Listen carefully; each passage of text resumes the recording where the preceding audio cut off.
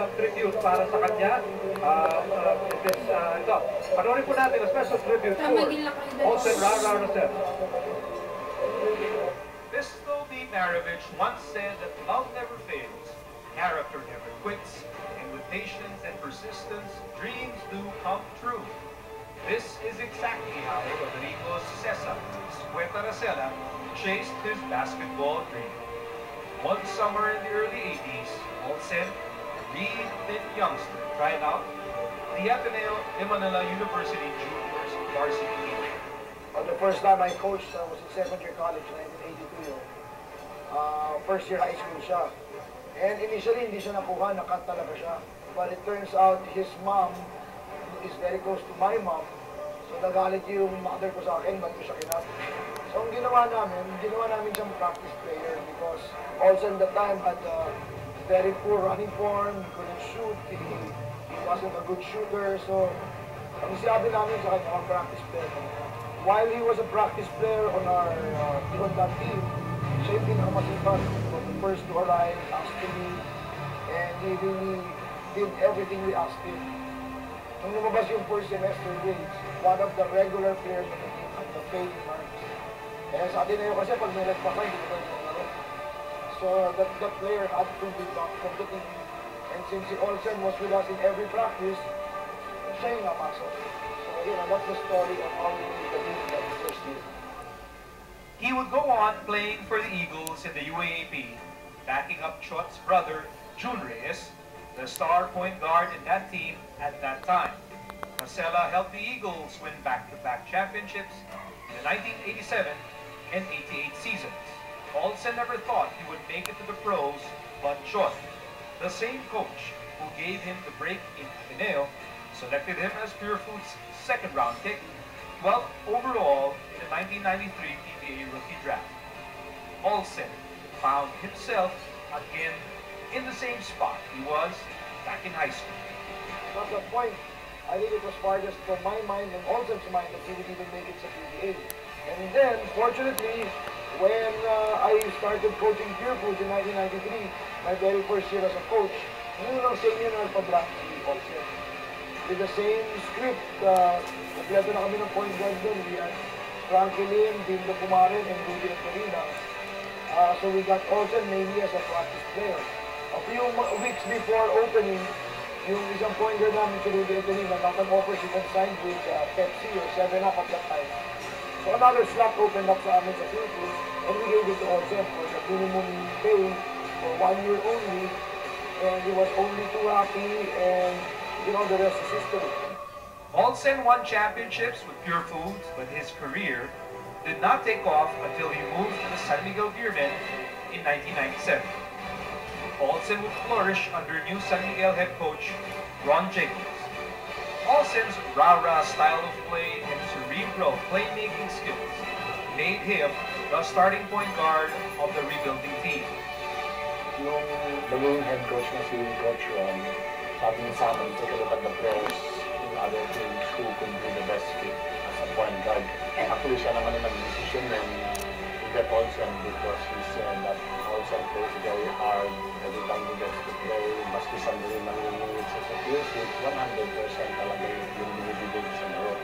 Olsen's improved game landed him a spot in the 1998 Philippine Centennial team that took home the bronze medal in the 1998 Asian Games in Bangkok, Thailand.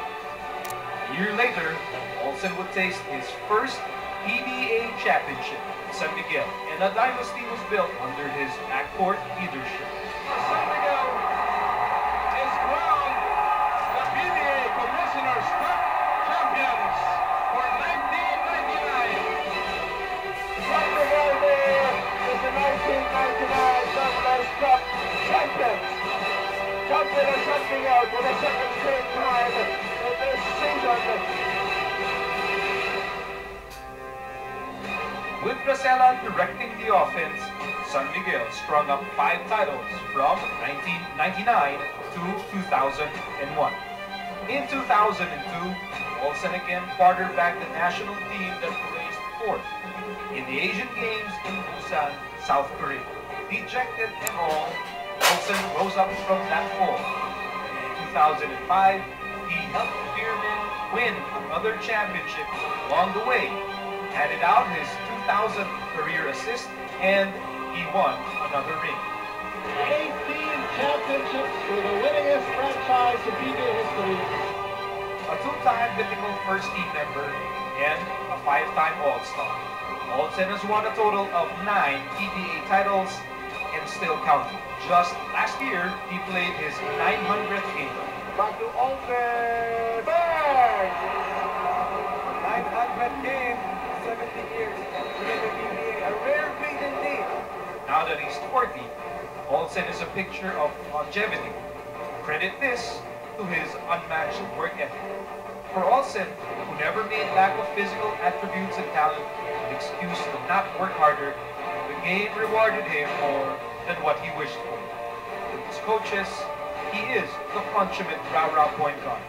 Tireless on defense, cerebral on offense.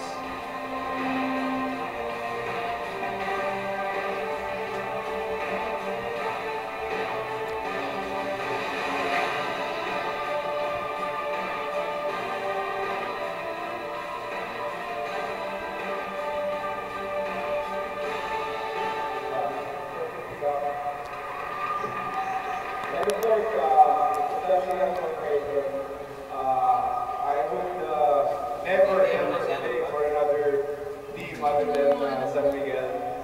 And of course, I'm just fortunate na ang laki naglularo ako, and I'm going to end my career with San Miguel. I'd like to thank Boss Dandy Coangco, Boss Henry Coangco, and Boss Ramon Ang, and Boss Robert. Thank you very much. And if I may mapapasalamatan lang ako. Alam ko gusto nila magpanoorin yung game na Game 3. Pero I'd like to thank my past coaches in the PBA, from Coach Chot Reyes hanggang kay Coach Ato Agustin. Thank you very much. Pati si Coach Tim Con, who I've played for in the national team. And of course, Coach Sean Tonkinson, who is here. Coach, thank you. And Coach Jong Ichiko. We've won so many championships together, and may mga memorable setbacks also. But it was all worth it. Thank you for the trust, Coach Jong. And of course, special mention to my mentor, Coach Ron Jacobs. I wouldn't be the player and person that I am today if not for Coach Ron. I know he's watching. Coach Ron, thank you. Get well soon. And my past and present teammates, thank you very much. Special mention to the two Dannies who I played with for the longest time. Let's make one more run, and it starts tonight. I want to end my career with a championship with your help, with all of your help. I'd like to thank, of course, my family. Mom, si Mary Rose Rosella, my Kuya Nash and family, and of course my brother, si Wally, who's based in California.